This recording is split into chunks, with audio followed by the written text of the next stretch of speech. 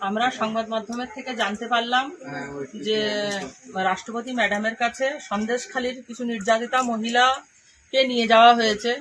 তাহলে আমরা কারা? আমরা তো সবাই সন্দেশখালী আন্দোলন বা নির্যাতিতা, আমরা সবাই তো গেছিলাম প্রধানমন্ত্রী পিএম স্যারের সাথে দেখা করতে। তাহলে আমাদেরকে ছাড়া রাষ্ট্রপতি ম্যাডামের কাছে কারা গেল? আমরা তাহলে কারা?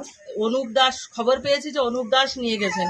অনুপ দাস তো ভিতরে শিবুর কাছ থেকে মাস গেলে 10,000 টাকা করে শিবুর হাজারের কাছ থেকে মাস গেলে পয়সা নিত।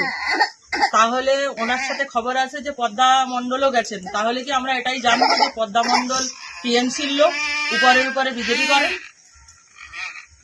আর আমরা নির্যাতিতা মায়েরা যদি সন্দেশখালীতেই পড়ে আছে, তাহলে আমাদের মুখ নিয়ে কারা গিয়েছে এটা তো আমাদের জানার প্রয়োজন আছে।